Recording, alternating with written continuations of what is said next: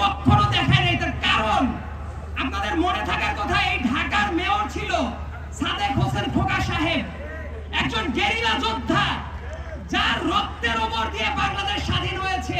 সেই সাদেক হোসেন খোকাকে স্বাধীন বাংলাদেশে এসে মরার সুযোগ দেয় নাই ওই স্বৈরাচারী শেখ হাসিনা।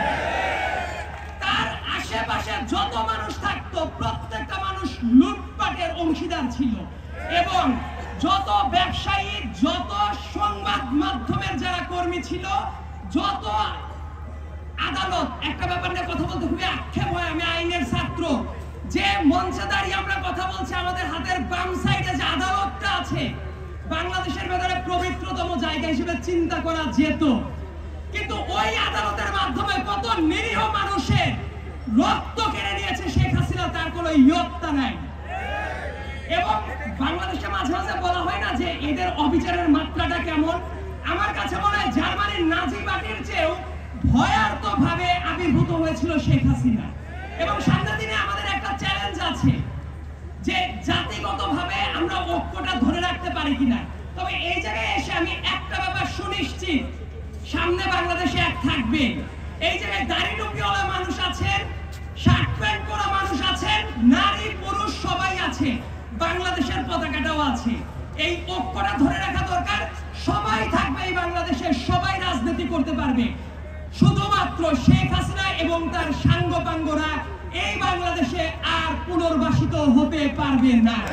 হচ্ছে গত বছরও যদি এইটাই উন্মুক্ত পরিবেশে করার চেষ্টা করা হতো, আমি নিশ্চিত এই যে দাড়ি টুপিওয়ালা মানুষ যতজন আছেন তাদের অর্ধেককে ধরে নিয়ে যাওয়ার জন্য হাসিনার এজেন্সির লোকগুলো এই জায়গায় বসে থাকতো।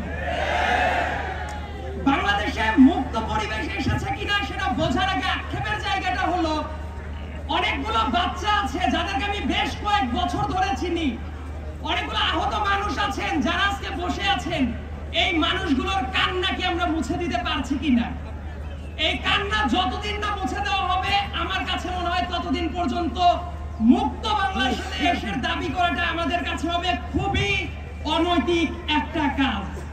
আরেকটা জিনিস বলে রাখাটা দরকার, অনেকে অনেক আক্ষেপ করেন যে এত মানুষ মেরে ফেলার পরেও শেখ হাসিনার ভেতরে এবং তার দলের লোকদের ভেতরে কোনো রিমোর্স বোধ নাই কেন? আমি বলি ওদের দলের ভেতরে রিমোর্স বোধ থাকা উচিত না। তার কারণ ফ্যাসিবাদ আওয়ামী লীগের ডিএনএ এর ভেতরে আছে। শেখ হাসিনা হঠাৎ করে 2024 সালে এসে স্বৈরাচারী হয়ে যায় নাই। 2011 সালে পঞ্চদশ সংশোধনী যেদিন করেছে ওই দিন থেকেই শেখ হাসিনা স্বৈরাচার ছিল। এমনকি শেখ হাসিনা নতুন করে বাংলাদেশে কোনো কিছু করে নাই। এই দেশের তরুণ প্রজন্মকে একটা জিনিস ভুলিয়ে দেওয়া হয়, 72 থেকে শুরু করে 1975 সালের ইতিহাস। এবং খুবই স্পষ্ট ভাষায় বলতে গেলে এই বাংলাদেশের প্রথম স্বৈরাচার ছিল শেখ মুজিব। এই কথাটা বলতে অনেকে দ্বিধান্বিত হয়ে পড়ে এখনো। ভোট চুরি বাংলাদেশের শেখ হাসিনা প্রথম করে নাই। 1973 সালের 7 মার্চের ইলেকশনে ভোট চুরি হয়। গুম, খুন, প্রশাসনিক দৌরাত্ম্য, প্রশাসনিক লুটপাট, এই একটা কাজও শেখ হাসিনার হাত দিয়ে শুরু করা না। প্রত্যেকটা কাজ শেখ মুজিবের হাত দিয়ে শুরু করা এবং এটাকে শিল্পের পর্যায়ে নিয়ে গেছে শেখ হাসিনা।